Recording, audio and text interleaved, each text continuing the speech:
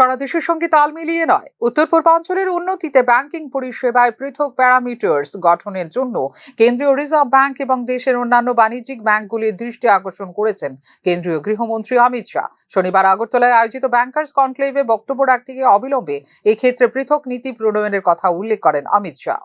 लोग उपस्थित हैं और देश की सभी प्रमुख बैंक के प्रतिनिधि भी हैं। क्या नॉर्थ ईस्ट के अंदर फाइनेंस के लिए किसी भी प्रकार का फाइनेंस हो,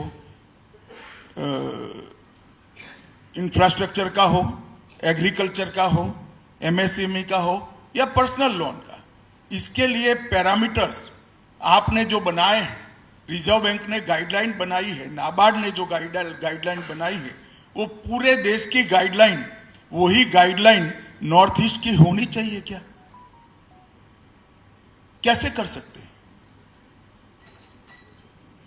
नॉर्थ ईस्ट की और पूरे देश की गाइडलाइन एक नहीं हो सकती। जरूरियात है नॉर्थ ईस्ट के लिए अलग पैरामीटर्स के साथ फाइनेंस की गाइडलाइन।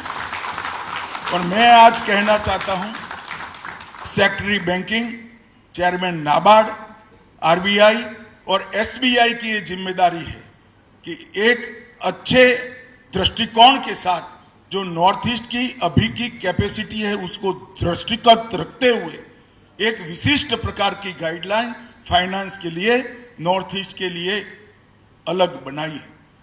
আগামী 10 বছরের মধ্যে উত্তর পূর্বাঞ্চলে ব্যাপক উন্নয়নের জন্য বিশেষ পরিকল্পনা নেওয়া হয়েছে বলে ওই দিন জানিয়েছেন কেন্দ্রীয় গৃহমন্ত্রী অমিত শাহ। नॉर्थ ईस्ट को आर्थिक रूप से पूर्ण विकास के लिए कनेक्टिविटी की क्रांति लगभग पूरी हो चुकी है।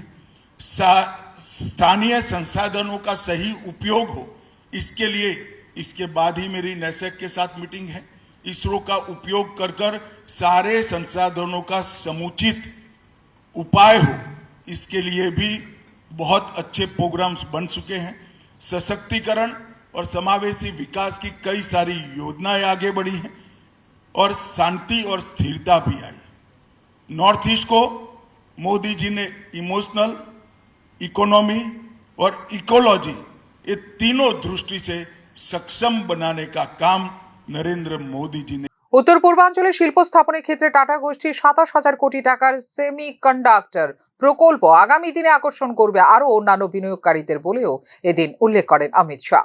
উত্তর পূর্বাঞ্চলে ইতিমধ্যে 20টিরও বেশি ওয়াটারওয়েজ গঠন করা হয়েছে। উত্তর পূর্বাঞ্চলে 50,000 মেগাওয়াট বিশিষ্ট জলবিদ্যুৎ প্রকল্প স্থাপনের চলছে পরিকল্পনা, এদিন জানিয়েছেন তিনি। সার্বিক পরিস্থিতিতে উত্তর পূর্বাঞ্চলের রাজ্যগুলিতে ব্যাংক এবং এটিএম শাখা বাড়ানোর জন্য নর্থ ইস্ট ব্যাংকার্স কনক্লেভে উল্লেখ করেন গৃহমন্ত্রী Amit Shah. Bureau report, news নাও।